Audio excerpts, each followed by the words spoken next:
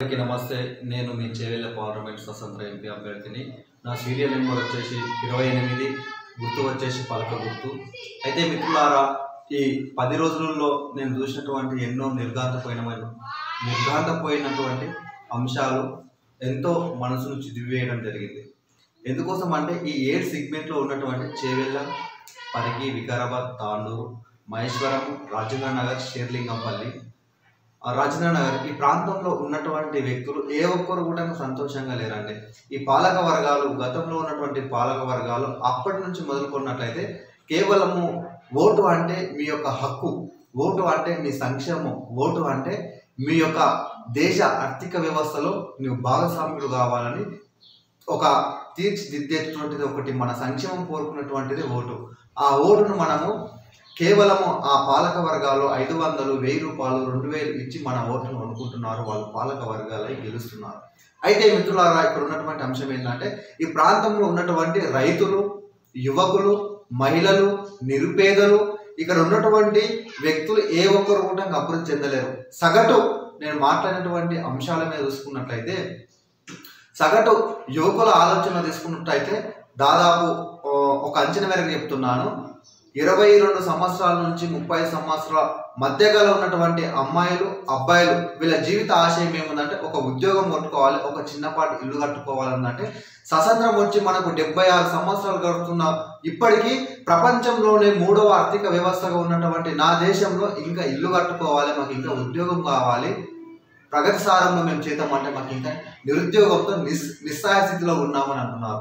రైతుల విషయానికి వచ్చినట్లయితే టెక్నాలజీ ఎంతగానో గ్లోబలైజేషన్గా మనం మాట్లాడుతున్నాం, కానీ సరైనటువంటి గిట్టుబాటు ధర లేకపోవడంతో పురుగుల మందు దాగి చచ్చిపోతున్నారు.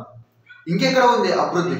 మహిళలు చూసుకున్నట్లయితే వీళ్ళకి సరైనటువంటి ఒక రక్షణ కానీ ఏమీ లేవు. పేదలకు చూసుకున్నట్లయితే అరాబోరా పథకాలు ఇచ్చినట్లు చేసి వీళ్ళను పూర్తిగా కేవలము ఓట్లు వేసే బానిసలుగా మాత్రమే చూస్తాం తప్ప వీళ్ళ అభివృద్ధి ఏమాత్రం లేదు. మిత్రులారా, ఒకసారి ఆలోచన చేయాలి. ఈ ఎన్నికలు ఏంటి? ఈ ఓటు అంటే ఏంటిది? ఈ ఓటు కేవలము నీ ఒక్క ఓటే కదా అనుకున్నావు.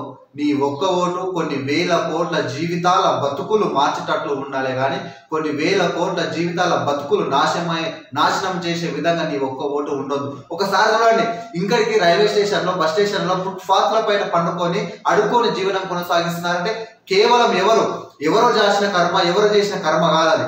కేవలం నువ్వు వేసిన ఓటుతోటి అంతమంది పిల్లలు నడివీధున పడి బిచ్చమెత్తుకొని తిరుగుతున్నారు. నడివీధున సరైనటువంటి జీవన ఉపాధి అవకాశాలు లేక మధ్యలోనే అంతమై చచ్చిపోతున్నారు. అంటే కేవలం ఎవరు దానికి కారకుడు? కేవలం మనం వేసే ఓటు. ప్రపంచంలో ఇంతగానం అభివృద్ధి చెందుతున్నటువంటి దేశంలో వాళ్ళు ఎకనామిక్స్ ఫోరంలో మనం ఏ స్థానంలో ఉన్నాము, ఆకలి హంగ్రీ ఇండెక్స్లో మనం ఏ స్థానంలో ఉన్నాము, ఇంకా అధ్వానమైన స్థితిలో ఉన్నాం, 111వ స్థానంలో ఉన్నాం. అంటే భారతదేశం ఎక్కడ అభివృద్ధి జరుగుతుంది? మిత్రులారా, వేసే ఓటు దేశ పౌరుల యొక్క సమగ్రతను, సమైక్యతను, ఆర్థిక రాజకీయ సమానత్వంలో తీసుకోవే విధంగా మీ ఓటు హక్కును వినియోగించుకోవాలి. కేవలం మీ ఒక్క ఓటే ఈ దేశ ప్రగతికి నాంది పలికే విధంగా ఉండాలి. మిత్రులారా, ఎలాంటి ప్రలోభాలకు లొంగకుండా సీరియల్ నెంబర్ 28 పలక గుర్తుకు ఓటేసే నేను మీకు చెప్తున్నాను, ₹1 ఇయ్యను, కానీ మీరు ఒక నెలకు ₹1,00,000 సంపాదించే శక్తి సామర్థ్యాలను అందిస్తా అని నేను చెప్తున్నా. మిగతా నాయకులు ఎవరైనా చెప్తున్నారా? కేవలము ఒక గొర్రెను, ఒక పశువులను ఏ విధంగా అయితే మనం పశువుల సంతకు పట్టుకొని పోతామో ఆ విధంగా కుప్పలుగా తండాలుగా ఆటోలులా, కారులా, డిసెంబర్లా నింపుకొని పోతాను. జరగరాని ప్రమాదం జరగడానికి బాధితులు ఎవరు? ఒకసారి ఆలోచించండి మిత్రులారా. ఇవాళ నేను ప్రత్యేకంగా చెప్పదలుచుకున్న కొన్ని సిగ్మెంట్ల గురించి చెప్పదలుచుకుంటా మిత్రులారా. 3 సిగ్మెంట్ల గురించి ప్రధానంగా మాట్లాడుకుంటా. పరిగి, వికారాబాద్, తానూరు ఈ ప్రాంతంలో ఉన్నటువంటి యువకులు అత్యధికంగా గ్రామీణ ఉపాధి హామీ పథకం కిందికి పోతున్నారు. గ్రామీణ ఉపాధి హామీ పథకం ముఖ్య ఉద్దేశం ఏంది?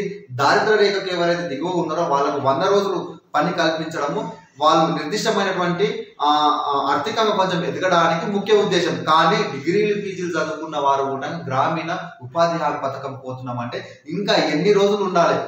ఇంకా ఎంత అభివృద్ధి చెందుతుంది? సరైన వనరులు లేక కాదు మిత్రులారా, మన దగ్గర సరైనటువంటి జ్ఞానం లేక కాదు, ఎదురు తిరగలేకనే ఇంకా మన బతుకుల్లో వెలుగులు నిండలేవు మిత్రులారా. ఒకసారి ఆలోచన చేయండి.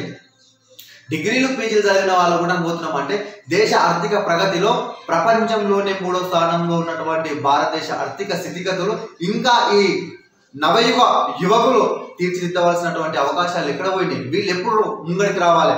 చేవెళ్ళ తర్వాత చేవెళ్ళలో కూడా ఇదే ప్రాంతం ఉంది. మహేశ్వరం, షేర్లింగంపల్లి, రాజేంద్ర నగర్ చూసుకున్నట్టయితే వీళ్ళు కేవలం సరైనటువంటి స్థిర ఆస్తులు ఏం లేకుండా డైలీ లేబర్ పనులు పోయి వాళ్ళ ఆరోగ్యానికి భద్రత లేకుండా మధ్యలోనే జీవితాలను చిదిమి వేసుకుంటున్నారండి. రైతుల పరిస్థితి చూసుకున్నట్లయితే హరిఘోష.